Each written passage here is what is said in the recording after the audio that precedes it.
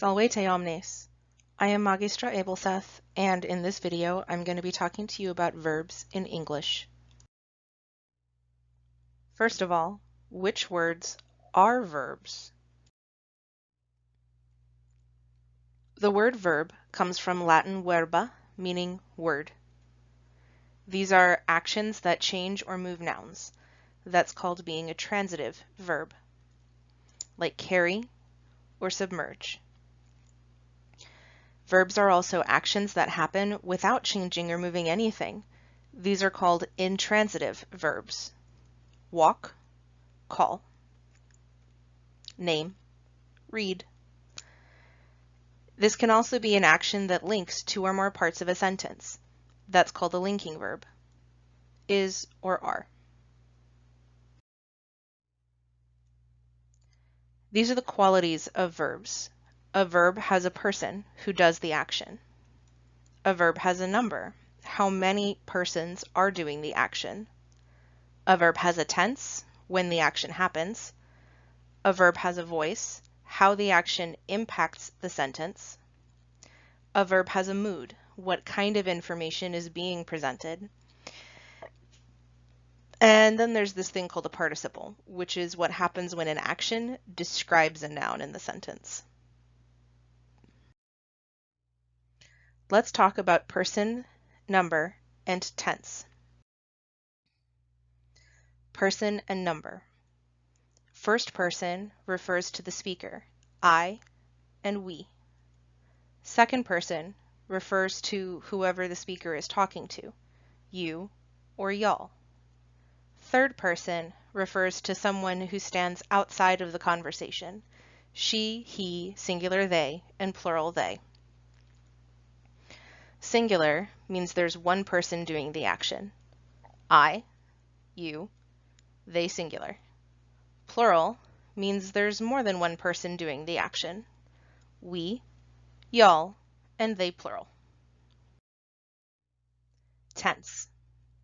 This is when the action happens.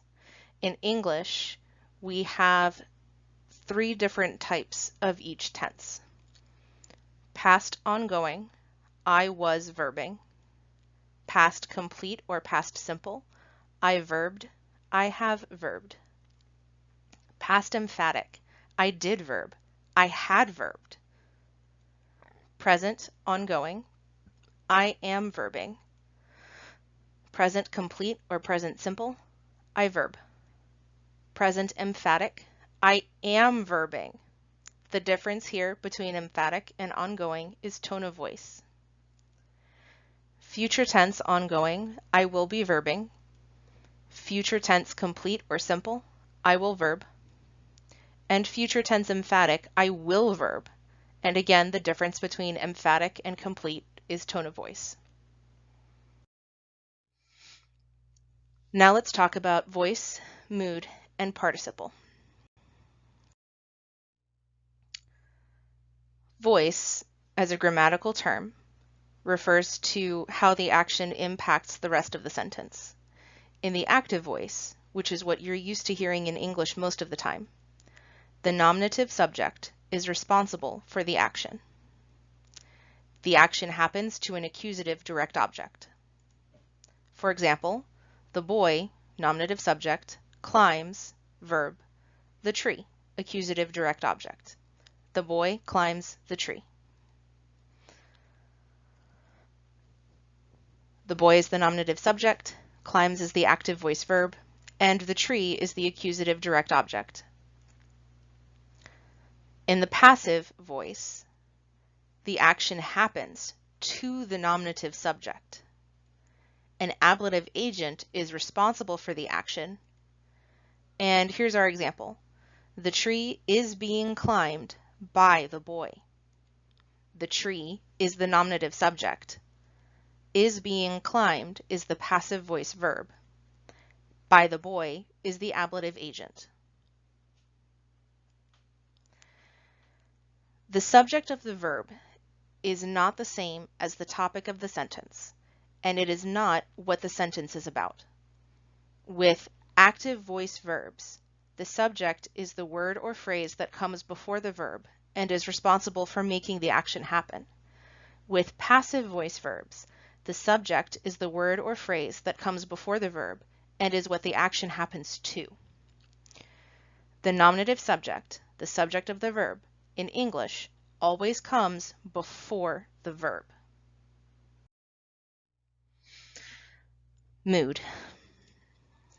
The indicative mood states a fact or observation. We expect to be informed. The imperative mood states a command. We expect to be told to do something. The infinitive mood states a secondary action in a sequence. We're expecting some kind of an elaboration on what happens. Infinitives do not stand by themselves. They don't make complete sentences on their own. And subjunctive. This states intangible actions like wishes, orders, characteristics, intentions, and results, things that could happen but are not observed and may not be factual. The subjunctive is mostly extinct in English. Some of the remnants include the words may have, might, and might have. Participles. These are present or ongoing actions that describe nouns. For example, while climbing the tree, that's the participle phrase. Marcus looks for squirrels. That's the indicative sentence. While she was walking in the field, that's the participle phrase. Cornelia was thinking about Flavia. That's the indicative sentence. In both of these examples, we have the word while, and we have our verb ending in ing. While climbing the tree and while she was walking in the field cannot stand as full sentences by themselves. They're fragments, they're secondary clauses. They have to be attached to a primary independent sentence. Marcus looks for squirrels and Cornelia was thinking about Flavia are both primary independent sentences. Participles can also be past completed actions that describe nouns. For example, after he climbed the tree, Marcus could see a great distance. After he climbed the tree is the participle phrase. Marcus could see a great distance is the independent sentence or primary clause.